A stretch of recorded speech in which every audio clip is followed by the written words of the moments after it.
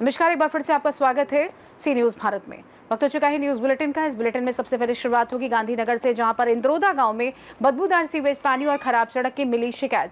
आगे बात होगी नासिक से, जहां पर पुलिस ने बाइक चोरों को किया गिरफ्तार। इन तमाम खबरों पर करेंगे विस्तार से चर्चा।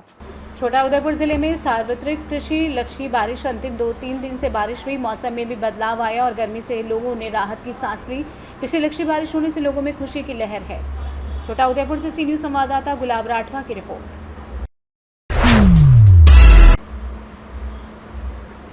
थाना मेरापुर क्षेत्र में झोला छाप डॉक्टर के इलाज से एक युवक की जान चली गई। परिजनों ने पुलिस को दी तहरीर। थाना मेरापुर क्षेत्र के गांव नगला चंपत निवासी उमाकांत यादव पुत्र खुशीराम यादव बीमार हो गया था। 16 जून को पड़ोसी गांव रसीदपुर में झोला छाप डॉक्टर रूपलाल शाह के यहाँ दवा लेने के लिए गया हुआ था, जहां डॉक्टर ने इलाज शुरू किया और उसको दवा देने के बाद 3 इंजेक्शन लगा दिए। इंजेक्शन लगते ही उमाकांत की तबियत बिगड़ने लगी। आनंद फानन परिजन वहां से इलाज के लिए बाबा हॉस्पिटल ले गए। बताइए डॉक्टर ने यूरिन में नली डाले तो उसी वक्त युवक की हालत ज़्यादा खराब हो गई। वहीं डॉक्टर वहां से उसे रेफर कर दिए। वहीं परिजन लोहिया अस्पताल लेकर जा रहे थे। वहीं डॉक्टर राम मनोहर लोहिया गेट पर पहुंचते ही उमाकांत की मौत हो गई।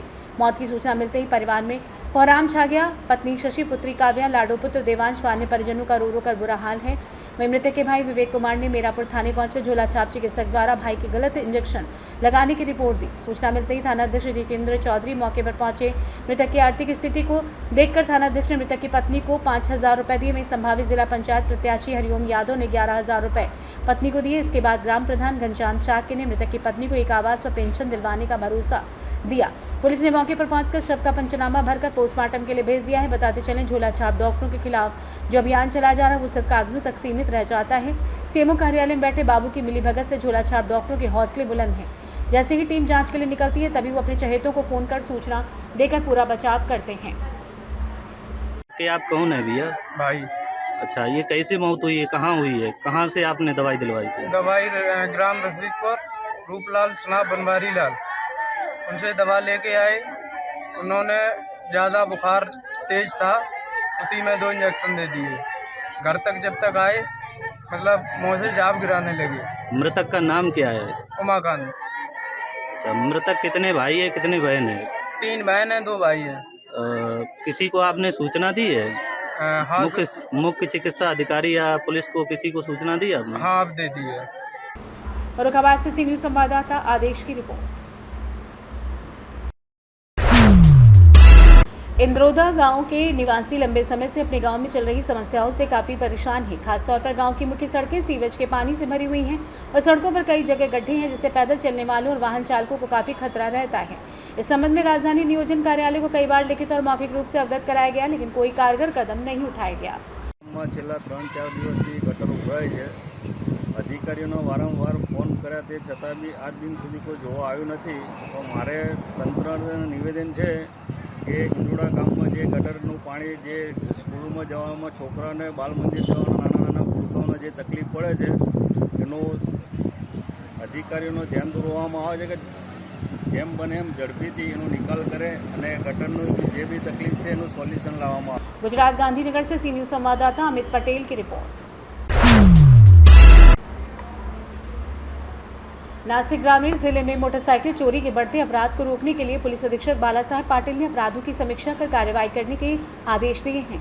इसके अनुसार स्थानीय अपराध शाखा की टीम ने मोटरसाइकिल चोरी के मामलों में आरोपितों के वर्तमान निवास और चोरी की गई मोटरसाइकिलों को कहां बेचा जाता है इसकी विस्तृत जानकारी लेकर सिन्नर तालुका में मोटरसाइकिल चोरों को हिरासत में लेकर कार्रवाई की है।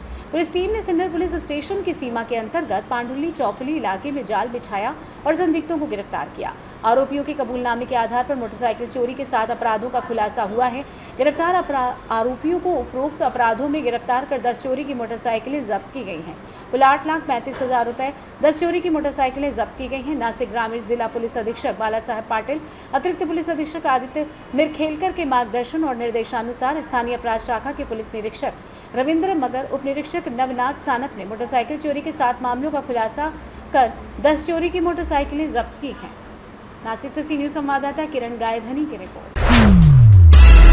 आज़ाद समाज पार्टी भीम आर्मी भारत एकता मिशन के तत्वाधान में गत 16 जून को लवकुश नगर से शुरू हुई पदयात्रा आज छतरपुर पहुंची और अपनी विभिन्न मांगों का ज्ञापन अपर कलेक्टर मिलिंद नागदेव को सौंपा। आज़ाद समाज पार्टी के जिला प्रभारी दलजीत सिंह मीडिया से चर्चा करते हुए कहा कि लवकुश नगर के नत्थू बंसल के खेत पर दबंगों का कब्जा है। उन्होंने राजनगर विधायक पर कब्जा कराए जाने का आरोप लगाया है। वहीं लवकुश नगर के चंदेल कालीन तालाब पर भी दबंगों द्वारा अतिक्रमण किए जाने के आरोप लगाए गए हैं। साथ ही लवकुश नगर में अम्बेडकर पार्क बनाए जाने की मांग रखी गई। उन्होंने कहा कि गत 25 अप्रैल 2013 को तत्कालीन मुख्यमंत्री शिवराज सिंह चौहान द्वारा लवकुश नगर में अम्बेडकर पार्क बनाए जाने की घोषणा की गई थी, जिस पर जिला प्रशासन द्वारा भूमि का आवंटन होने के बावजूद जिम्मेदारों द्वारा आज दिनांक तक बाबा साहेब डॉक्टर भीमराव अम्बेडकर पार्क के संबंध में कुछ भी बोलने से बचता हुआ नजर आ रहा है। इस अवसर पर भीम आर्मी पार्टी के जिला अध्यक्ष संतोष रायदास ने भी लवकुश नगर में अम्बेडकर पार्क बनाए जाने की मांग रखी। आपको बता दें कि आज़ाद समाज पार्टी द्वारा निकाली गई पदयात्रा में बड़ी संख्या में लोग मौजूद रहे। किस प्रकार का आज आवेदन आपने दिया है? हमको परिचय जानना चाहेंगे सबसे पहले आपका। मैं दलजीत सिंह लोधी, आज़ाद समाज पार्टी भीम आर्मी एकता मिशन जिला प्रभारी। किस तरह का आज प्रदर्शन किया है आपने? प्रदर्शन 16 तारीख से मेरी पदयात्रा लवकुश नगर से प्रारंभ हुई है। एक इकाई की पदयात्रा प्रदर्शन है जो अभी आकर के आपके कलेक्टर कार्यालय तक पहुंची है।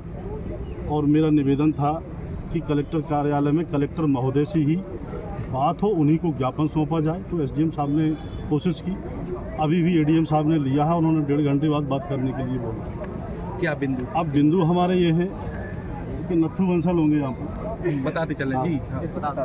ये गरीब आदमी है, बंसल समाज से है, इनका खेत है, तो दबंग लोग कब्जा किए हुए हैं और उसी की रजिस्ट्री कर देते हैं। ये बहुत बड़ा मुद्दा है। दूसरा, जाटो समाज से है, अहरवार समाज से है।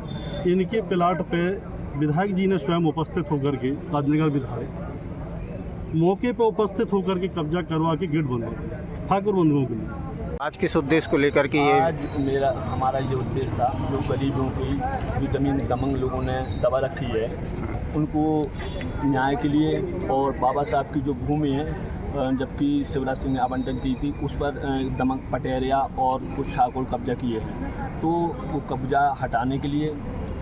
और इसके पहले हमने 12 तारीख को पैदल यात्रा के लिए आह्वान किया था। तो माननीय एसडीएम साहब ने आश्वासन दिया था, तहसीलदार ने आश्वासन दिया था कि आपको न्याय मिलेगा। जब से उनने तारीख पे तारीख बढ़ाई ना, तो अभी तक न्याय मिला है। और वो गरीबों की ज़मीन वो दर बदर भटक रहे हैं। यहाँ पर भी आए शासन प्रशासन एसडीएम साहब के, तहसीलदार से, जब से उन्हें ना कोई ज़मीन का निराकरण मिला है ना कुछ। और इसी को लेकर हम पैदल यात्रा लवकुश नगर से छतरपुर आए। तो प्रमुख मांग क्या थी इसकी? प्रमुख मांग हमारी ये, जो गरीब लोग हैं, बंसल है और जाटव है और बाबा साहब की जो भूमि उन्हें दबा रखी है, वो हमें उनका निराकरण चाहिए। वो गरीबों के पास होना चाहिए, और बाबा साहब की भूमि वहाँ पर अम्बेडकर पार्क बननी चाहिए। क्या लगता है प्रशासन आपकी मांगों की अनदेखी कर रहा है? हाँ, यही लगता है। जब तो हमने इस 16 तारीख से पैदल यात्रा निकाली लवकुश नगर से, और इतनी मई और जून की धूप में हमें शासन प्रशासन से आशा करते हैं कि हमें न्याय मिले। माननीय छतरपुर से सी न्यूज़ संवाददाता कुलदीप की रिपोर्ट। झांसी की वीरांगना लक्ष्मीबाई रेलवे स्टेशन पर आज हंगामा हो गया, जब कांग्रेसियों ने बंद गेट को लेकर रेलवे प्रशासन के खिलाफ मोर्चा खोल दिया। स्टेशन के टिकट घर के पास का मेन गेट महीनों से बंद है, जिससे मुसाफिरों को स्टेशन के चक्कर काटने पड़ रहे हैं, खासकर दिव्यांग यात्रियों को। इस अन्याय के खिलाफ आज खुद पूर्व केंद्रीय मंत्री प्रदीप जैन आदित्य सड़कों पर उतर आए और जमकर गरजे रेलवे के खिलाफ। झांसी का एक हेरिटेज स्टेशन है, और स्टेशन पर एक व्यवस्था थी कि जहां से एक आम आदमी, एक दिव्यांग टिकट खरीदे, वहीं से सीधे वो अंदर जाए और वहां रैंप से जिस प्लेटफॉर्म पे जाना है उस पर पहुंच जाए। लेकिन तानाशाही ने कहा, कुंभ के समय इन्होंने बंद किया और आज तक इन गेटों को बंद किए। अब कोई दिव्यांग वृद्ध व्यक्ति, कोई महिला, कोई बच्चा पहले यहाँ से सामान लेके जाए 500 मीटर पे, फिर 500 मीटर अंदर आए, 1 किलोमीटर तक वो कैसे चलेगा? और हमेशा एक्सीलेटर खराब हो जाता, लिफ्ट खराब हो जाती। पूरा रेलवे भ्रष्टाचार में डूबा है। इसमें इनकी क्या गुंडागर्दी है? ये जनता के लिए दरवाजे बने हैं, इन दरवाजों पर ताले क्यों लगाए? आज दिव्यांग व्यक्ति को जाना, वो कैसे जाएगा? यहाँ से टिकट लेगा, फिर उधर जाएगा, और अभी बारिश आने वाली है। ब्यूरो रिपोर्ट, सी न्यूज़ भारत। झांसी में 11वां अंतर्राष्ट्रीय योग दिवस के उपलक्ष्य में पतंजलि के तत्वाधान में व्यायामशाला झांसी में शुरू हुए 5 दिवसीय योग, आयुर्वेद एवं ध्यान शिविर के प्रथम दिन शिविर का शुभारंभ संगठन के संरक्षक रविकांत दुबे, अध्यक्ष जयपाल सिंह, उपाध्यक्ष जगदीश रंजन द्विवेदी, वयोवृद्ध योग शिक्षक विजय वाधवा द्वारा दीप प्रज्वलन कर किया गया। अतिथियों का सम्मान पतंजलि की ओर से भारत स्वाभिमान के जिला प्रभारी प्रदीप बिलहाटिया ने किया। तदुपरांत योगाचार्य श्याम बुधौलिया ने योग की क्रियाएं शुरू कराने से पूर्व सभी दैनिक मंत्रों का योग साधकों को उच्चारण कराया गया। योग की क्रियाएं योग करते हुए सभी से पहले दैनिक अभ्यास के खड़े होकर करने वाले सभी आसनों को कराएं, बाद में सूक्ष्म व्यायाम और प्राणायाम भी कराए गए। सभी आसनों में छोटी छोटी बीमारियों जैसे उच्च रक्तचाप, मधुमेह, कमर दर्द, घुटने का दर्द आदि के निवारण के लिए भी योग क्रियाओं का ज्ञान साधकों को कराया गया।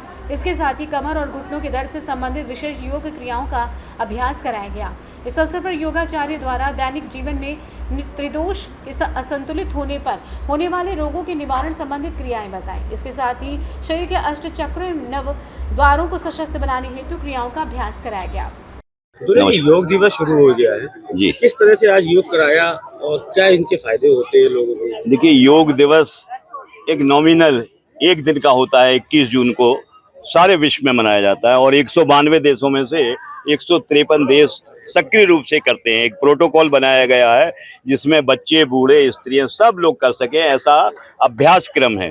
उस अभ्यास क्रम के साथ साथ झांसी में पिछले 11 साल से लगातार इस कार्यक्रम को एक सप्ताह के रूप में हम लोग इसी प्रांगण में करने का काम करते हैं और हमारा उद्देश्य होता है कि लोग योग के साथ साथ उसकी बारीकियों को समझकर अपने शरीर को वास्तविक रूप में कैसे शुद्ध करना है, कैसे निरोग रखना है, इन सब बातों के बारे में जानकारी दी है। आज जो प्रोटोकॉल के छोटे छोटे आइटम हैं, उस प्रोटोकॉल के जो अभ्यास क्रम पूरे संसार में हो रहा है उसका प्रैक्टिस कराने का काम किया है। कुछ प्राणायाम भी कराए हैं, कुछ प्राणायामों के साथ साथ कुछ आसन भी कराने का काम किया है। कुछ आसन बहुत से छूट गए हैं जिनको कल और आगे के दिनों में हम लोग कराने का काम करेंगे। ये दिवस चालू हुआ आज से, किसने शुभारंभ किया और किस प्रकार कार्यक्रम? ये 21 जून को जो पूरे विश्व में योग दिवस मनाया जाता है, उसके उपलक्ष्य में हम लोग यहाँ पर योग महोत्सव का आयोजन कर रहे हैं, जो आज से यहाँ पर विधिवत शुरू हुआ है। और इसमें अपेक्षा ये है कि सभी लोग ज़्यादा से ज़्यादा संख्या में आकर अपने स्वास्थ्य के बारे में जानकारी करेंगे, स्वास्थ्य लाभ कैसे ले सकते हैं प्राणायाम और योगासन के माध्यम से, उसके बारे में पूरी यहाँ पर जानकारी दी जाएगी। और उम्मीद यही करते हैं कि सभी लोग ज़्यादा से ज़्यादा संख्या में भाग लें। कहाँ पर चल रहा है ये योग? ये कार्यक्रम यहाँ पर LBM महारानी लक्ष्मीबाई का जो नाम से, वीरांगना महारानी लक्ष्मीबाई के नाम से जो यहाँ पर व्यायामशाला है खंडेराव गेट पर, उसमें ये प्रतिवर्ष आयोजित किया जा रहा है और वहीं पर इस बार भी एक bureau report C news Bharat.